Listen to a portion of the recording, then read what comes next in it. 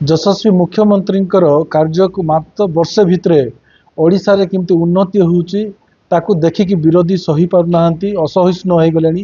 ସେଥିପାଇଁ ସେମାନେ ବିଭିନ୍ନ ପ୍ରକାର ସଂଗଠନକୁ ଯେମିତି ଗତ ଦିନ MBK CRP ମାନଙ୍କୁ ରାଜରାସ୍ତାରେ ଓହ୍ଲାଇଥିଲେ। ଏବେ ଠିକ୍ ସେମିତି ସେମାନେ 25 ବର୍ଷ ଭିତରେ କୌଣସି କାମ କଲେ ନାହିଁ ଡ୍ରାଇଭର ଭାଇମାନଙ୍କର, ଏବଂ ଡ୍ରାଇଭର ଭାଇମାନଙ୍କୁ ପ୍ରବର୍ତ୍ତାଇକି ସେମାନେ ଧର୍ମଘଟ ଆରମ୍ଭ କରାଇଛନ୍ତି। ଡ୍ରାଇଭର ଠପ୍ କରିଦେଇଥିଲେ, ଚକା ଜାମ୍ କରିଦେଇଥିଲେ, ଠକ୍ କରିଦେଇଥିଲେ। ସେଥିପାଇଁ ଯଶସ୍वी ମୁଖ୍ୟମନ୍ତ୍ରୀଙ୍କର ଦ୍ୱାର ସବୁବେଳେ ଖୋଲା ଅଛି। ଆପଣମାନଙ୍କର କ'ଣ କ'ଣ ଦାବି ଅଛି ଡ୍ରାଇଭର ମହାସଂଘର? ଗତ 8 ତାରିଖ ଦିନରୁ ଆପଣମାନେ ଯେଉଁ ଷ୍ଟ୍ରାଇକ୍ କରୁଛନ୍ତି, ଧର୍ମଘଟ କରୁଛନ୍ତି, ସେଥିପାଇଁ ଆପଣମାନଙ୍କୁ ନିବେଦନ କରୁଛୁ ଅନ୍ୟର କଥା ଶୁଣନ୍ତୁ ନାହିଁ। ବିରୋଧୀମାନେ ନିଶ୍ଚିତ ଭାବରେ ଅସହିଷ୍ଣୁ ହୋଇଗଲେଣି, ଜନସାଧାରଣଙ୍କର ଉନ୍ନତିକୁ ଦେଖିପାରୁନାହାନ୍ତି।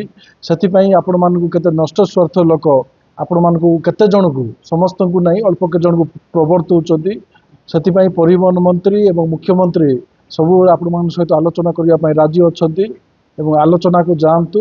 ଆଉ ଆପଣମାନଙ୍କୁ ନିବେଦନ କରୁଛୁ ନବରଙ୍ଗପୁର ଜିଲ୍ଲାର ସବୁ ଡ୍ରାଇଭର ଭାଇମାନଙ୍କୁ ଏବଂ ଓଡ଼ିଶା ସାରା ଡ୍ରାଇଭର ଭାଇମାନଙ୍କୁ ମୁଖ୍ୟ ରାସ୍ତାରେ ଆସନ୍ତୁ, ଷ୍ଟ୍ରାଇକ୍ ଛାଡ଼ନ୍ତୁ, ଆଉ ସହଯୋଗ କରନ୍ତୁ ସରକାରକୁ, ଜନସାଧାରଣଙ୍କୁ ହଇରାଣ କରନ୍ତୁ ନାହିଁ।